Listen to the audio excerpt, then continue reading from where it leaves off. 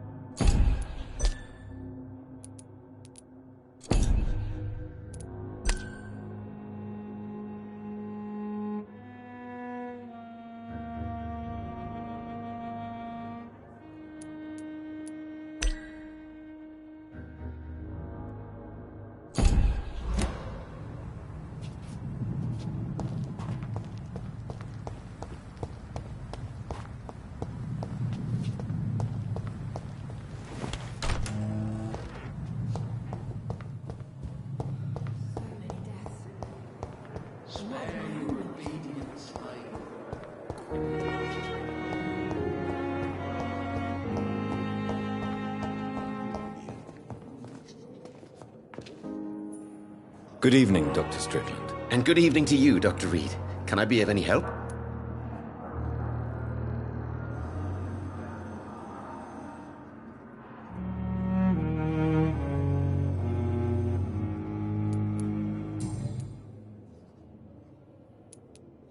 What can you tell me about the Pembroke? Well, it has always been an honor to work with Dr. Swansea. But with your arrival, I can't think of a better opportunity to learn about blood transfusion.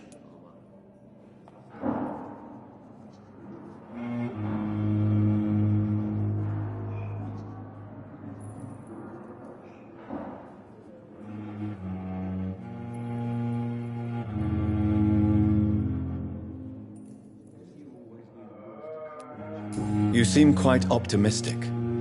It's a rare and precious attitude in these difficult times. I'm convinced that this epidemic is a test of endurance and dedication for us men of science. Questions remain about our capacity to resolve the situation. True. Last summer, during the first wave of the epidemic, I used to joke with Milton about the extra work. We're not smiling now. Do you need help with anything in particular? Well, yes, maybe. I'm waiting for a batch of products I ordered for my personal research, yet my supplier seems to have vanished. Do you want me to play the errand boy for you? Oh no, Dr. Reed. But if you went personally to his shop, what with your reputation and all, he wouldn't dare to refuse the products I need. I see. Well, give me the address, for I may pass by if I have time.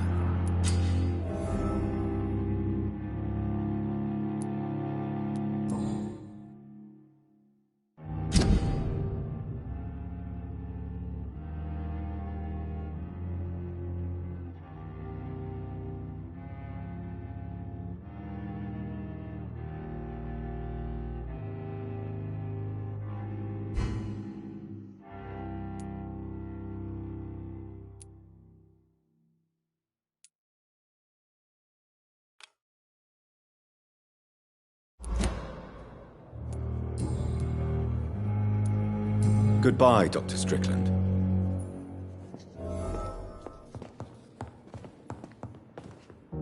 Finally, you've returned, Doctor. Did you find anything of value? Yes, nurse. You've worked your first miracle, Doctor. Now, this patient here needs immediate treatment. Duty calls. When the storm has passed, I'll show you how to mix the remedy yourself with the same basic ingredients. Many thanks, Doctor.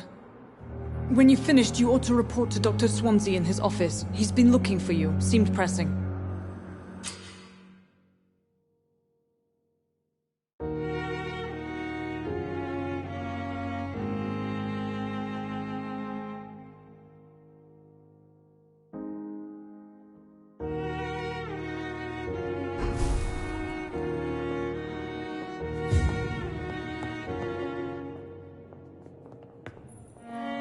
Good evening, Mr. Fiddick. Good evening, Dr. Reed. Any news about my operation?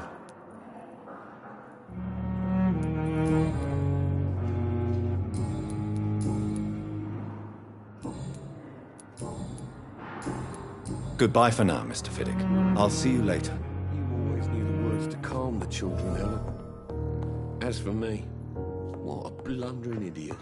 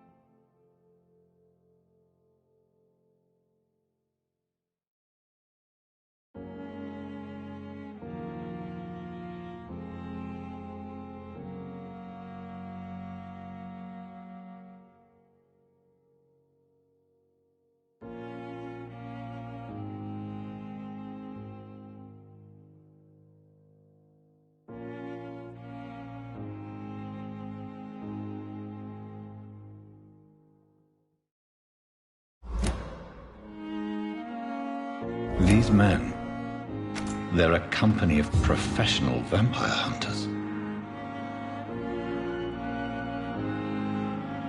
Nice sweet girl. reads me like a book. I never could give it. Come now, we can handle this.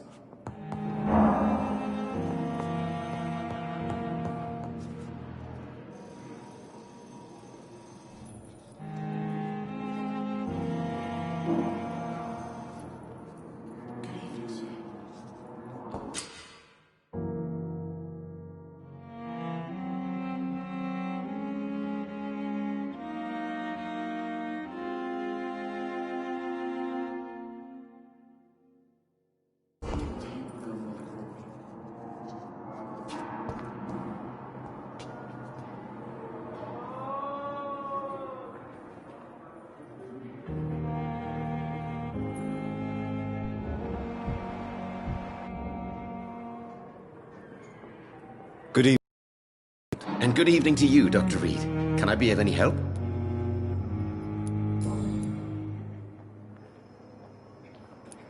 Tell me more about your willingness to experiment with new medical techniques. Harvey Fiddick is a patient suffering from a severe injury that could cripple him if not treated correctly.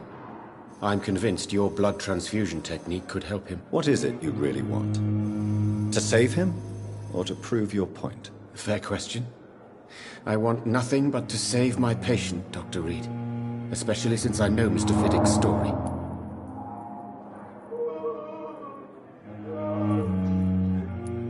Tell me Mr. Fiddick's story. Our first diagnosis was compromised because Mr. Fiddick lied to us about the real origin of his injury. He first claimed it was an accident. But why would he hide such crucial information from us? Because he is a proud father.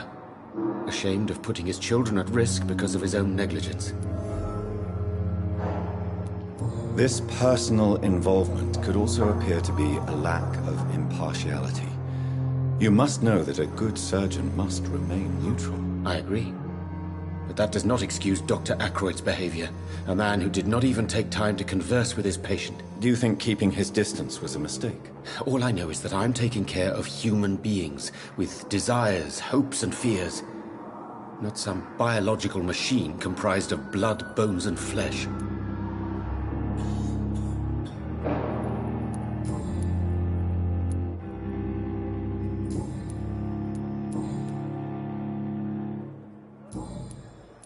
Goodbye, Dr. Strickland. I wonder what your last thoughts would be, sir.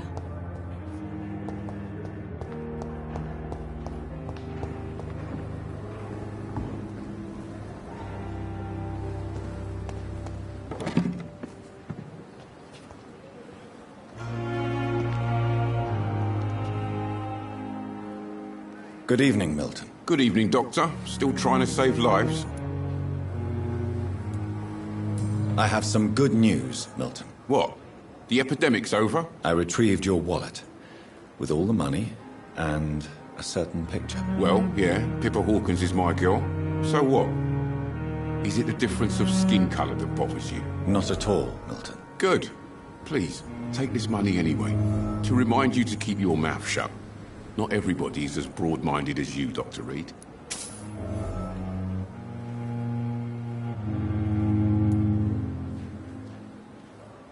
I'd like to see your goods. Wise choice, Dr. Reed. A reliable gun is what everybody needs these days.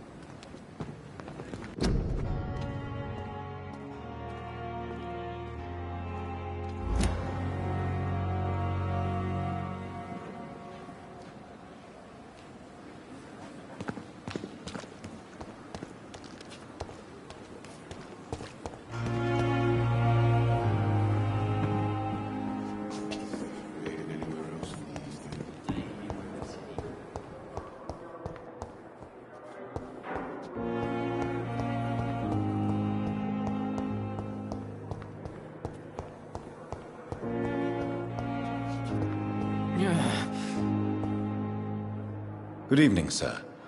Can I help you? Unless you're here to fix my face. No. I don't think you can help me. I'm Dr. Reed. I've recently taken the position of head surgeon here. War injuries, am I right? You guessed right, Doctor. German shell took my pretty little mug right off. But they still call me Thomas Elwood. How close are you to Miss Hallcroft? Are you aware that she thinks she is a vampire? To wait for her next nibble is the best reason to stay here. Every time she approaches my bed, she treats me like something tasty. A normal person. Aren't you afraid? She may hurt you if the game goes too far. She's quite harmless, I can assure you. Her head's broken inside is all. While I'm busted on the outside. But she's still beautiful. Living proof that there's hope for me.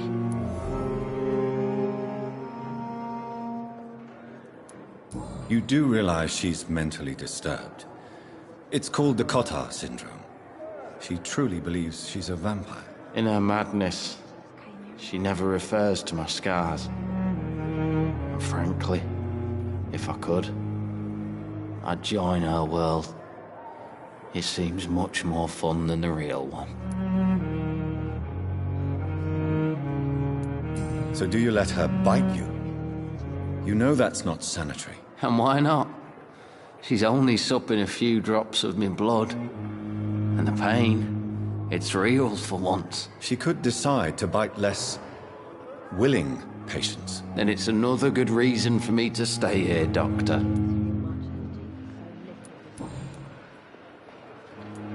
Where were you stationed, sir? Did you serve for long? I really don't want to talk about all this shit. No offense. I was pushing too much. I served in France myself. I just wanted to know what happened to you. You were an officer, weren't you? Then I doubt we fought the same war, sir. No offense. Goodbye for now, Mr. Elwood. Damn. The pain. It's here again. I wonder why the Goswicks came here in the first place. Good evening, Mr. Hampton.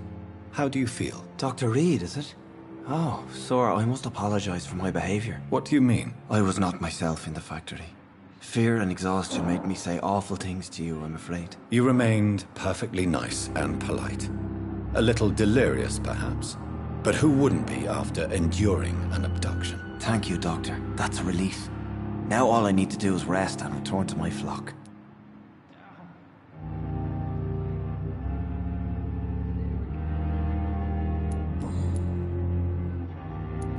How did you end up in William Bishop's den? I had received alarming news about his recent behavior.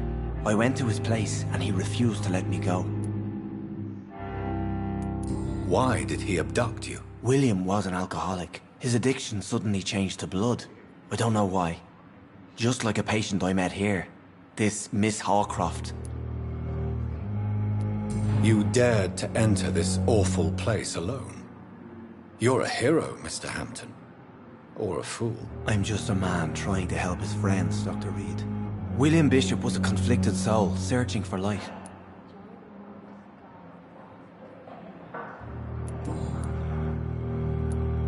What is the general situation in the East End docks? The situation has always been tough, with a lot of tensions between the gangs and the Dockers' trade union.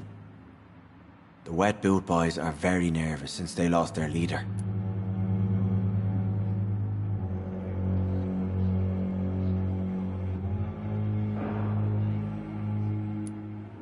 Has the gang been threatening you? Ah, no.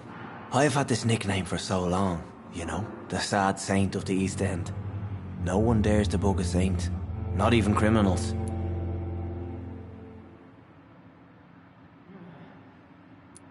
Who leads the gang now? Since Clay Cox went missing, it's his wife Edwina who runs the show, with the assistance of her minion, Dooth Digby.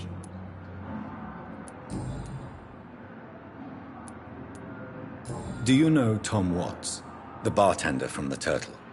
I met him before I found you in the canning factory. Tom? Yes, of course. Always the helping hand, good old Tom. Without men like him, corruption and despair would have wiped out the East End long ago. Who should I avoid in this part of town, then? Any particularly evil figures? Not really. Most men and women are just doing their best. And it's not my habit to speak ill of people I know, Doctor. People are still in despair. How could it be otherwise? The authorities have left us all to rot in this contagious nightmare. No drugs, no advice, nothing. It's a damn shame.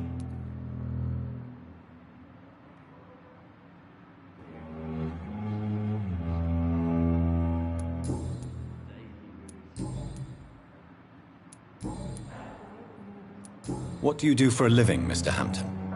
I can't help but notice the cross around your neck. I manage a night asylum for the poor and homeless of the docks. And I try to guide the lost and hesitant on the right path to our Lord. Why didn't you use your cross against William Bishop? To repel him somehow? That's a very strange question, Doctor. A cross is no magical token, if that's what you were trying to say. Not mine, anyway. Are you a priest, Mr. Hampton? A deacon, maybe? Not at all, Doctor. I'm just a man of faith, willing to preach the good word. How do you feel, Mr. Hampton? Medically speaking, I mean. I feel exhausted. Beyond exhaustion, actually. William drank so much of my blood in his madness. I feel empty. You're in good hands here. Dr. Swansea is well versed in blood transfusion, and I'm sure he'll take the best care of you. Thank you, sir. I believe all I need is rest. And then I can go back to the people who need me. Have you made friends since you arrived? Not really. But I recognize Miss Harriet Jones. I knew her when she lived by the docks. That poor woman had such a miserable life. You never came to see her here at Pembroke? Receiving visits when sick can be an important part of the healing process, you know. We're not just bodies. You're preaching to the converted now, Doctor. To be truly honest, I thought she was dead. She left the docks many months ago. Goodbye, Mr. Hampton. We'll talk again later.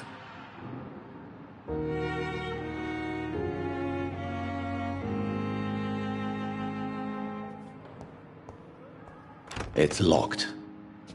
So many deaths. And what of my own life? Fear and disgust on every street corner. Good evening, Nurse. I don't think we've been introduced yet. My name is Pippa Hawkins. And I'm Dr. Jonathan Reed. Dr. Swansea has recently offered me a position in this hospital. Well, it's a euphemism that your help will be appreciated, Doctor.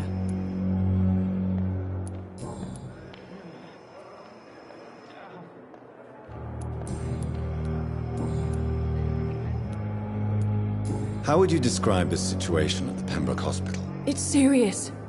The flu is wreaking havoc amongst the staff and patients. We are running out of everything. You must get a hold of yourself, nurse. Sorry, I'm exhausted. No one has any idea when this epidemic will be over. Nurse Hawkins, the Spanish flu won't last forever. Even the Black Plague didn't kill everyone. I wish I could believe you. But what if this epidemic was worse? What if in the end, nobody was spared?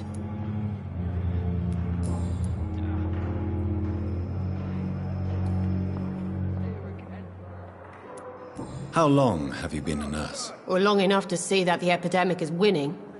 And no matter how qualified you are, don't tell me you'll change that.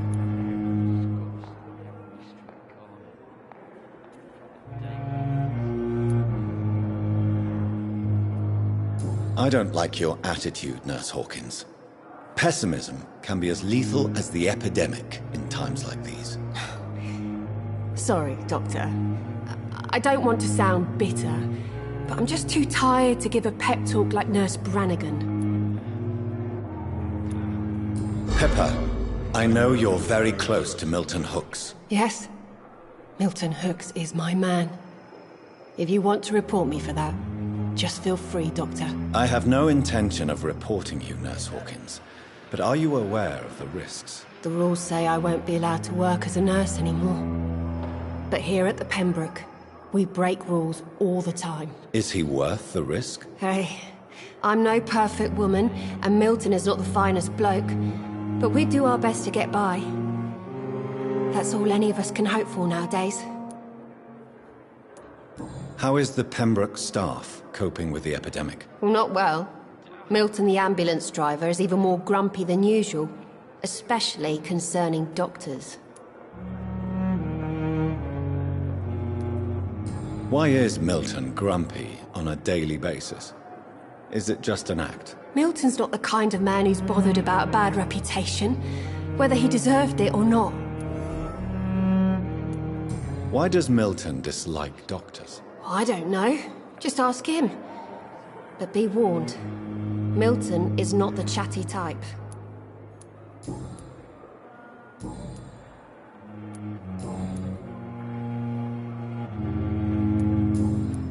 Goodbye, Nurse Hawkins.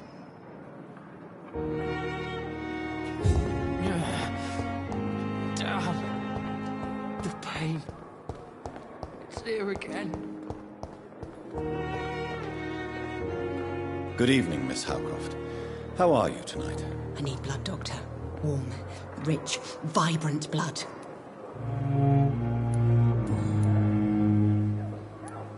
Tell me, Thelma, why do you feel so attached to Mr. Elwood?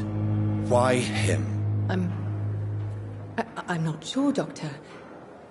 I think we have a bond of some sort. We've both suffered so much. He's the only mortal I find interesting. Would you say you and Mr. Elwood are romantically involved? No. No, Thomas is a delicate soul. Even though he disguises it. But I am not the woman he needs. No, for I am a vampire, Doctor.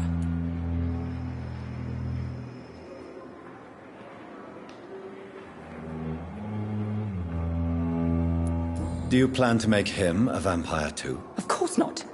How could I inflict my curse on anybody else? I'm not that cruel, Doctor.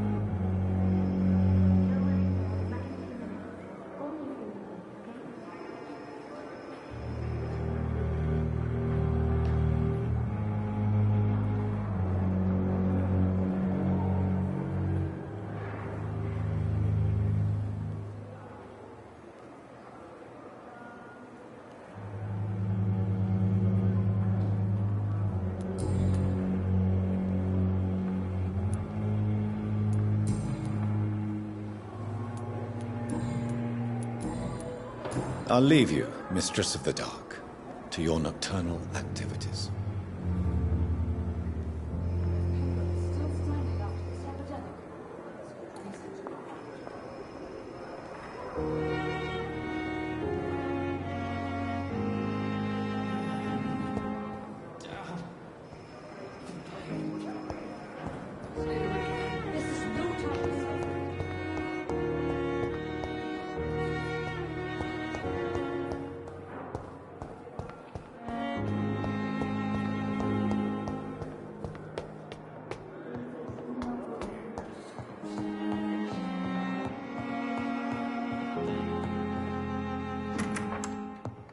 Please, Jonathan, come in. Fascinating, is it not? In the last decade, so many mysteries have been brought to light with our microscopes. The human body, biology's penultimate frontier. The more we explore its boundaries, the less we're able to trace a clear line between life and death. You, my friend, have a foot in both countries. The view must be vertiginous. It's at least as vertiginous as chatting about vampires with you, I would say. This must be all so new to you. This area of town, the hospital, a brand new life. How stimulating it must be. I wish I could share your enthusiasm, Dr. Swansea, but my condition defies scientific categorization. Undead? Unalive? Immortality defies logic. I cannot express my thrill at this serendipitous turn of events. The world's most eminent specialist in blood transfusions, a vampire. One might say a gift from heaven. I'm a dead man. I was murdered. Now I'm a murderer. Tell me how this is a gift. Forgive me. I've been an admirer of your work for a long time, and now you are so much more than a brilliant physician. And please, call me Edgar. Thank you. But I'd rather you didn't speak so lightly about my condition. There is nothing I find amusing about this situation. Very well. I have a task for you, Jonathan. Something that will require all your newfound skills. Please, go on. The Pembroke only survives through the generosity of our benefactors. Unfortunately, our main donor has found herself in a bit of a bind. Now, if you could help her out... A spokesman or politician is what you need. That's not my calling. And until I come to understand what has happened to me, I require discretion. Discretion is in order, Jonathan. Lady Ashbury has recently received rather indelicate correspondence that, if revealed, would jeopardize her position. And you would like me to eradicate this threat? By the stole, of course not. I would just like you to pay her a visit. Her ladyship is certainly near the tents outside, tending the sick. You can't miss her. Look for someone impossibly delicate. Accepted. I'll see what kind of trouble Lady Ashbury is in.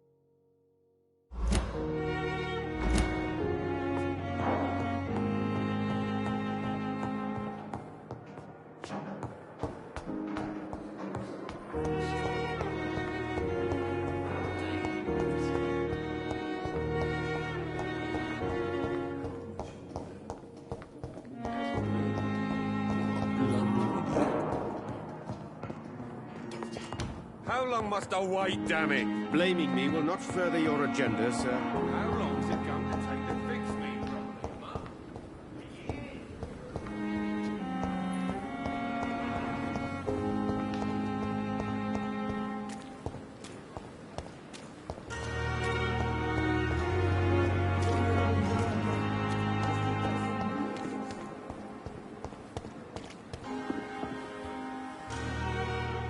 flu took my dear wife, Emily. I take comfort knowing we'll soon be together again. Mr. Rainfield, that's no way to talk. You're in good hands here, and we'll be up again soon enough.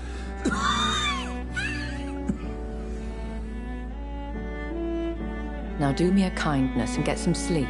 I'll be back round later. Your words are kind, the blessings of an angel.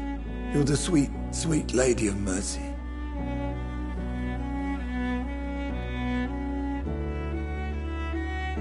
Good evening, Dr. Reed. It's a pleasure to see you again. You seem surprised. Dr. Swansea has brought me up to speed concerning your recent appointment to Pembroke Hospital. You're a the lady who saved me that night, before vanishing into thin air. I remember you from the pub with Dr. Swansea. Indeed. Allow me to introduce myself formally this time. My name is Lady Ashbury. I remember you well, in spite of the brevity of our encounter.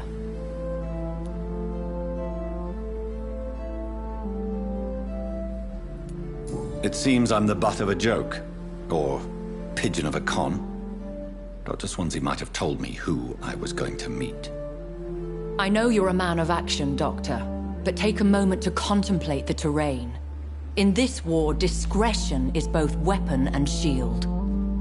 I hope you're more disposed to answer my questions now. You must have countless questions, but our rather urgent matter first. Swansea has explained. My cover, if you prefer, has been compromised.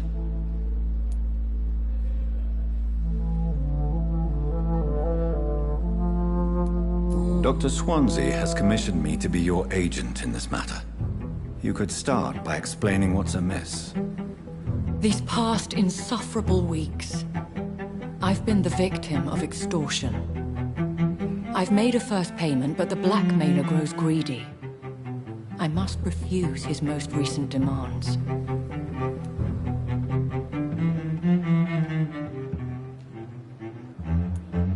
Please continue. Every detail is essential. I'm your man. My embarrassment in this matter is eclipsed only by my shame at having put the hospital at risk. The threat from our anonymous scoundrel is clear. A list of dates. My visits coinciding with the dates of suspicious patient deaths due to massive blood loss. Is it true? Now aren't you the blunt one? You are aware that I too know the thirst for the scarlet nectar. In all honesty, I'm not simply a patron to the hospital. My visits serve a dual purpose. Dr. Swansea has been treating my condition with a revolutionary technique of blood transfusion. It seems you are a specialist in the domain. I'll take care of it. Do you know where I should start? If that was the case, I'd settle the matter myself. You could talk to our local gossip, Harriet Jones. Not a pin drops here without her hearing about it. I'll meet that woman now. My life, as others know, is in your hands, Dr. Reed.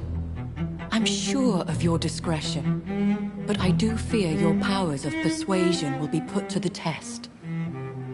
When this is resolved, I'll be your obligé.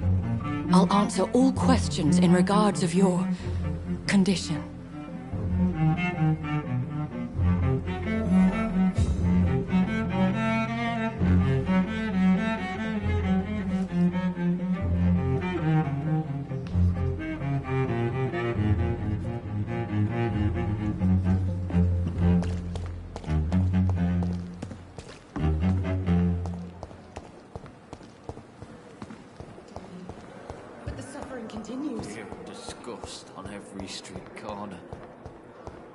Daily routine.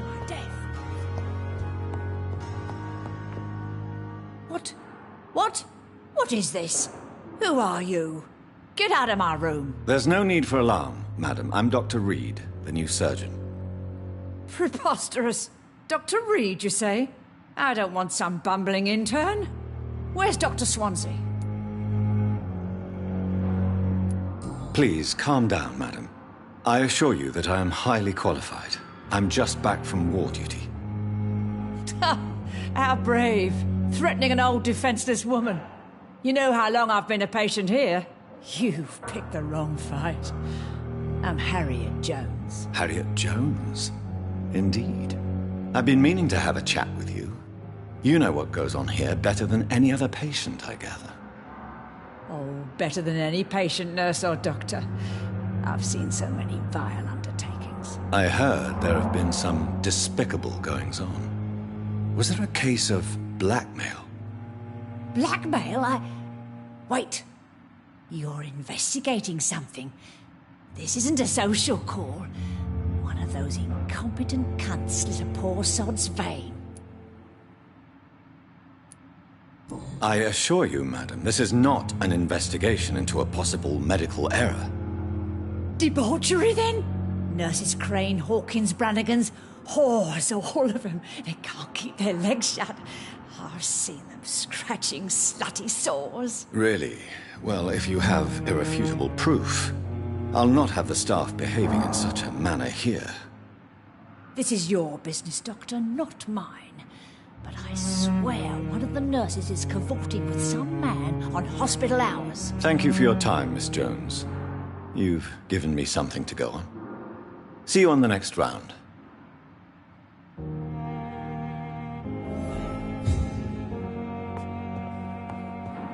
The patients and staff might know something. I'll start my investigation with them.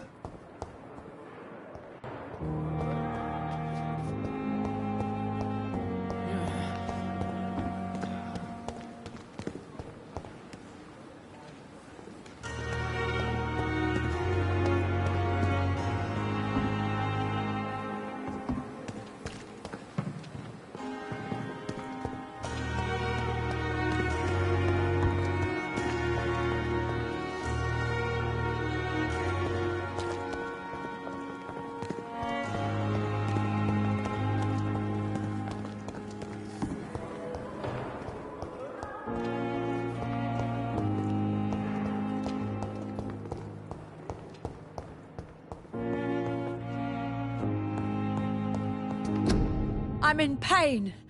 I need my medication.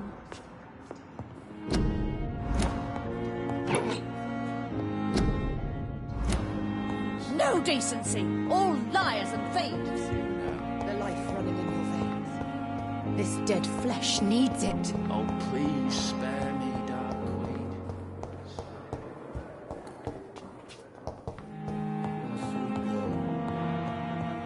Like a book. I'm all right. Don't waste your time with me.